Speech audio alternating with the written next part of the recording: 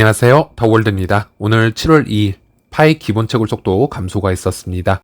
평소보다는 반나절 빠른 타이밍에 업데이트가 된 느낌이 있고요. 지난 6월에는 기본 채굴 속도가 시간당 약 0.004075 파이였다면 이번 7월에는 기본 채굴 속도가 약 0.004052 파이 이렇게 변화가 되면서 지난달 대비 약 1.71%만 감소하는 매우 낮은 채굴 감소율만 보여주었습니다. 지난 표를 한번 보시면요. 지난 3월에 마이너스 9%, 4월에 마이너스 8%, 5월에 마이너스 16%, 그리고 6월에는 무려 마이너스 26%의 높은 감소율을 보여주어 왔기 때문에 이번 달 또한 상당한 비율로 감소가 되지 않을까 예상을 해볼 수 있었는데 반대로 이번 달은 매우 미세한 조정만 있었다. 이렇게 보실 수 있겠습니다. 기본 채굴 속도에만 의지를 해서 채굴을 진행을 한다면 단순 계산상으로는요 하루에 약 0.09개 파일을 채굴을 할 수 있고 한 달 꾸준히 이 채굴 세션에 참여를 하게 되면요 한 달 약 2.8개 파일을 모을 수 있는 그런 속도라고 볼 수 있겠습니다. 하지만 여기에 보안 서클을 추가를 하고요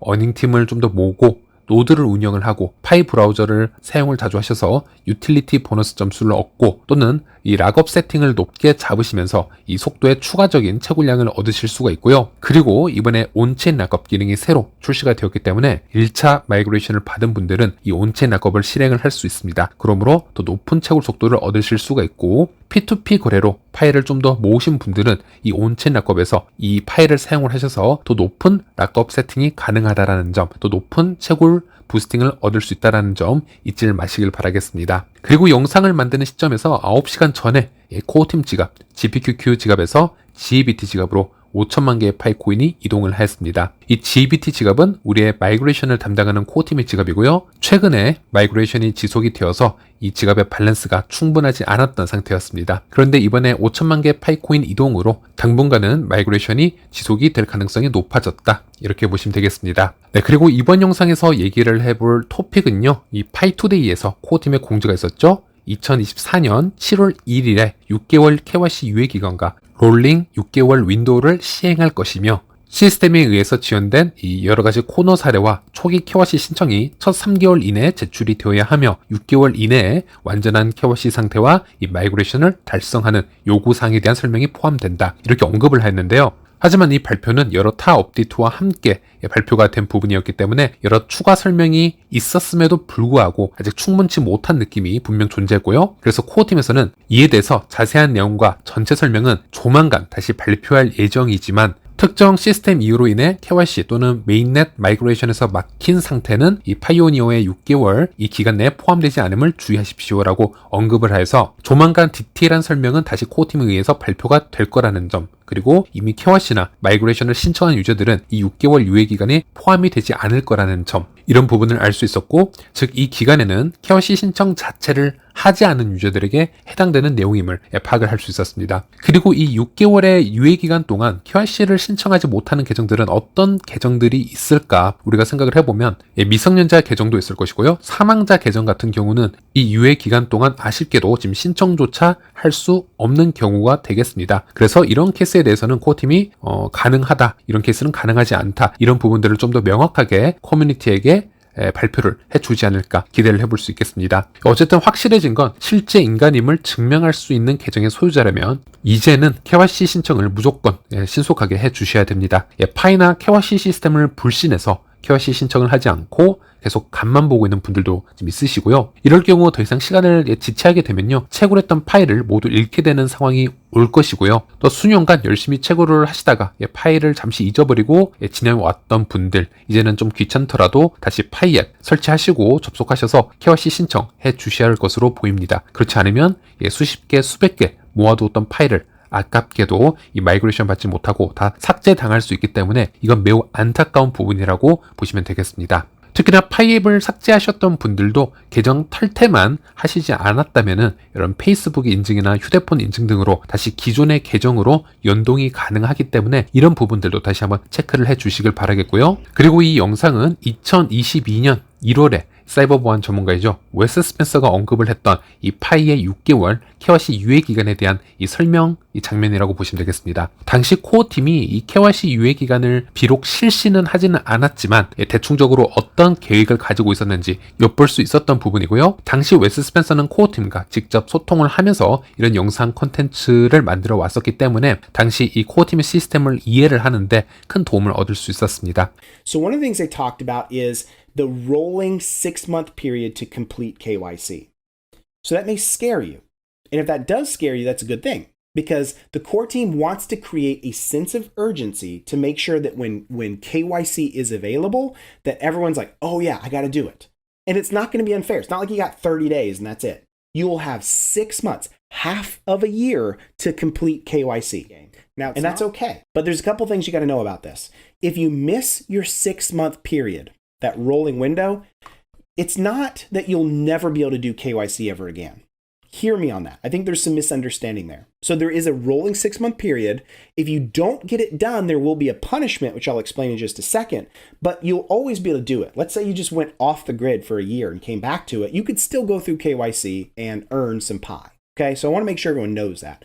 But here's what happens. We call it a rolling 6-month period because here's the deal. When the KYC period starts, when Open Mainnet starts, you're going to have those 6 months. And if you fail to go through KYC, any pie that you have earned prior to that 6-month window starting, you'll lose forever. It's gone. But anything within the 6-month rolling period, whenever you do your KYC, you'll earn.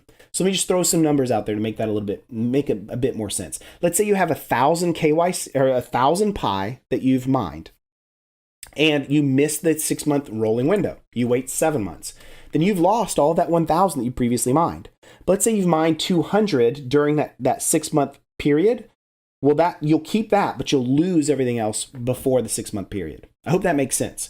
So that's the 하지만 이 영상은 2022년에 나온 정보이고 현재 KYC 6개월 유예 기간 이 시스템과는 조금 차이가 있을 수 있다는 점을 분명하게 말씀드리면서 수년 전의 참고 자료일 뿐이다. 이 부분을 다시 말씀드리도록 하겠습니다. 네, 그리고 제가 있는 이 커뮤니티 방에 지금 있으신 이 캔리님의 이 정보를 잠시 공유를 해드리자면요. 최근에 이에 대해서 여러 가지 토의가 있었고 토픽이 공유가 되었었는데요. 잠시 여러분들께도 보여드리도록 하겠습니다. 이것은 코어팀에서도 지속적으로 언급을 해왔던 부분 중 하나인데요. 현재 많은 분들이 KYC 슬롯을 받지 못하는 것에 대해서 한 가지 오해가 있는데 모든 유저가 KYC 슬롯을 받을 수 있는 것은 아닙니다. 알고리즘에 의해서 문제가 되는 계정으로 판단이 되면 그것이 해결이 되기까지는 KYC 슬롯을 받지 못할 것입니다. 그래서 캔리님도 이것이 6개월 유예 기간과 어떻게 연계될지는 모르겠지만 이 사실을 일단 분명 알고는 있어야 된다라는 지금 얘기를 하신 것이고요. 그리고 2024년 2월 비공개 AMA의 이 대화 내용을 잠시 보도록 하겠습니다. 모든 사람에게 KYC 자격이 부여되지 않음, 여기에 대한 얘기인데요. 모두의 질문이 있었습니다. 2024년에 모든 사람이 KYC를 받을 수 있고 모든 보류 중인 KYC 문제와 메인넷 8단계 보류 문제가 해결이 될 것인가? 이런 질문에 코어팀의 청디아오는 아니오라고 대답을 합니다. 모든 사람에게 자격을 부여하지는 않을 것이고 네트워크 리소스와 검증인의 시간을 낭비하지 않도록 가짜 계정이나 악의적인 행위자로 확인된 계정은 KYC 대상에서 제외됩니다. 이렇게 얘기를 했고요. 즉 우리가 KYC를 하는 이유가 KYC를 신청한 100%이 신청서가 모두 같은 결과값을 받기 위함이 아니라 가계정이나 규정 위반 계정에게는 KYC의 기회를 주지 않기 위함 또는 기회를 주더라도 통과시키지 않기 위해서 우리는 KYC를 하는 게 주 목적이다. 이렇게 이해를 하셔야 될 것 같습니다. 네, 그리고 여기 대화에서 캔리님도 언급을 했던 그 정보가 있지만 특정 시스템상의 이유로 KYC 또는 메인넷 마이그레이션이 지연되는 것은 파이오니어의 6개월 기간에 포함되지 않는다라는 점을 알아두시길 바랍니다. 이렇게 얘기를 했고 저희의 목표는 모든 실제 인간 파이오니어가 메인넷으로 성공적으로 전환하고 이 스크립터 봇 또는 포기한 계정에서 얻은 모든 파이가 메인넷으로 마이그레이션이 되지 않고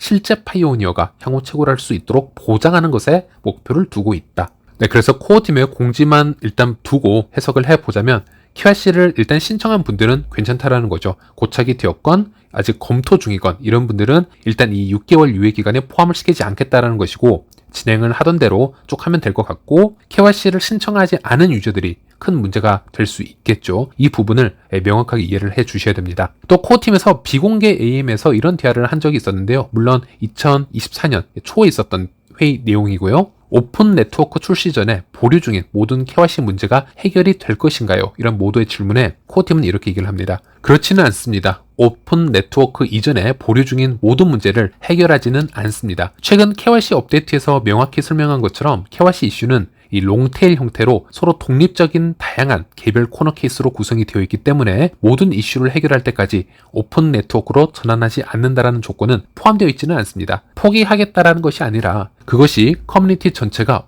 오픈 네트워크로 나아가는데 방해가 되어서는 안 된다라는 것입니다. 커뮤니티의 목소리에 따라 오픈 네트워크로 가기 위해 모든 코너 케이스의 문제가 해결될 때까지 기다릴 수는 없습니다. 이는 커뮤니티가 수용할 수 있는 합리적인 방안이 아닐 수도 있습니다. 오픈 네트워크 이전에 상당수의 사람들을 차단하는 사례는 반드시 해결하겠습니다. 하지만 앞서 말씀드렸듯이 오픈 네트워크는 끝이 아니라 시작이자 계속되는 일입니다. 즉 오픈 네트워크 이후에도 KYC 팀은 다른 코너 케이스에 대한 작업을 계속해 나갈 것입니다. 하지만 아주 작고 특별한 특정 시나리오를 막는 코너 케이스의 롱테일이 전체 이 커뮤니티가 앞으로 나가는데 걸림돌이 되어서는 안 된다라고 생각을 합니다. 이런 언급을 하기도 했고요. 그리고 캔디님이 23년 5월에 있었던 비공개 회의를 통해서 메모 메시지를 요약한 점이 있는데 KYC의 요점은 모든 사람을 통과시키기 위해 필요한 것이 아니다. 그리고 KYC의 요점은 모든 실제 계정을 통과시키면서 악의적인 계정을 잡아내는데 그 목적을 두고 있다. 이렇게 두 가지를 또 요약을 해 주셨습니다. 이런 코어팀의 철학과 이번 시작되는 6개월 KYC 유예 기간을 잘 혼합해서 우리가 한번 예측을 해볼 필요가 있겠고, 다시 한번 말씀드리지만 제가 보여드린 이 웨스 스펜서의 지난 설명이라든지 캔리님의 올해 초의 회의 내용은 기존의 내용일 뿐 이번에 다가오는 6개월 KYC 유예 기간 이 시스템의 공지를 대변하지는 않습니다. 여러 가지 차이점이 발생할 수 있고요. 다만 기존에 어떤 흐름이 있었는지 그 부분을 좀 더 이해를 돕기 위한 자료로만 생각을 하시면 되겠습니다. 이번 영상은 여기까지입니다. 시청해주셔서 감사합니다.